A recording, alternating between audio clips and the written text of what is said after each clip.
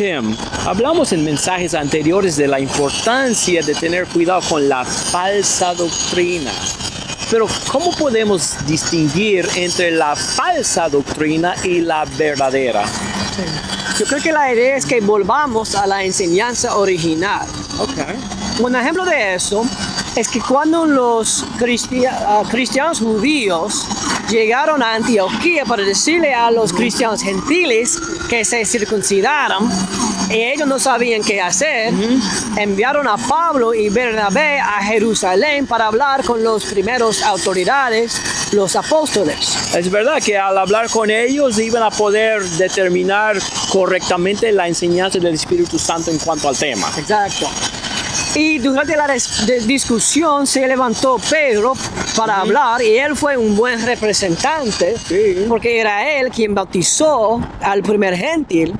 A Cornelio. Sí, para ser salvo por fe en Jesucristo. Y él habló acerca de lo que pasó, que escucharon el mensaje, que recibieron el Espíritu Santo y que Dios no mandó nada en cuanto a la circuncisión o nada de la ley de Moisés. Aún así fueron salvos sin la circuncisión, fue el punto. Y Pedro dijo, entonces, ¿por qué tratan ahora de provocar a Dios poniendo sobre el cuello de esos discípulos un yugo que ni nosotros ni nuestros antepasados hemos podido soportar? No puede ser.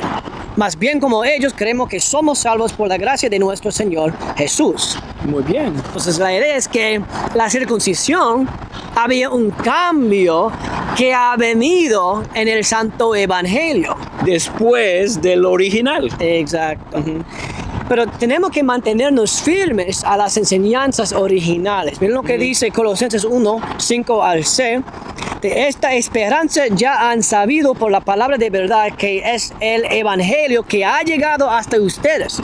Este evangelio está dando fruto y creciendo en todo el mundo, como también ha sucedido entre ustedes desde el día en que supieron de la gracia de Dios y la comprendieron plenamente. Entonces ya se cumplió el mensaje del evangelio. Sí, cualquier cosa que va en adición a lo que se encuentra en el evangelio es falsa doctrina, entonces. Dice el mismo capítulo que tenemos que mantenernos firmes, bien cimentados y estables sin abandonar la esperanza que ofrece el evangelio que ya hemos escuchado. Muy bien, bueno, entonces significa que tenemos que volver, como has dicho, al original y escudriñarlo, como lo hicieron la gente, lo hicieron los nuevos discípulos en Berea, escudriñaron las escrituras. Y a veces no es fácil, pero a través del tiempo podemos determinar lo que fue parte del evangelio original y lo que ha sido añadidura a él. Y yo he conocido a unas muchachas gemelas desde niñas, que vamos a llamar María y Juana. Okay, para proteger la identidad. Cuando esas muchachas eran jóvenes, yo no podía distinguir entre las dos.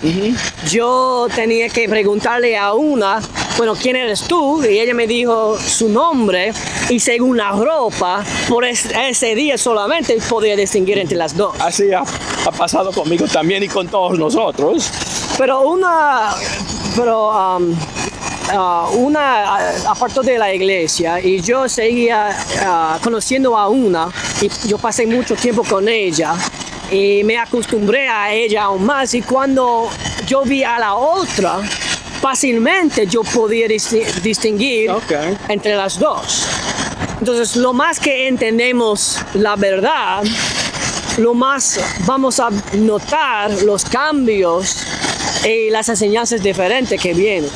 Voy a contar una historia parecida. Jerry Falk es maestro de imitar la forma de hablar de otros. Y antes de tener nosotros estas cajas que decían quién estaba llamando, caller ID decimos en inglés, Jerry muchas veces me llamaba disfrazando la voz, presentándose como un abogado, como un tipo de... Y siempre hablando de algún problema y luego riéndose a carcajadas. No, yo soy Jerry. Él podía imitar a todo el mundo, pero una vez trató de llamarme y decir, yo soy Beverly. Jerry, es que yo conozco la voz de mi esposa, la conozco bien, y por más hábil que sea Jerry en engañar a otros, para bromas, no pudo engañarme en cuanto a la voz de mi esposa, porque conozco a la voz de mi esposa. Si conocemos la voz de Jesús, si pasamos mucho tiempo con Jesús, ya lo falso va a ser evidente. Y ese es el punto. Muchas gracias por haber visto este video. Que Dios les siga bendiciendo.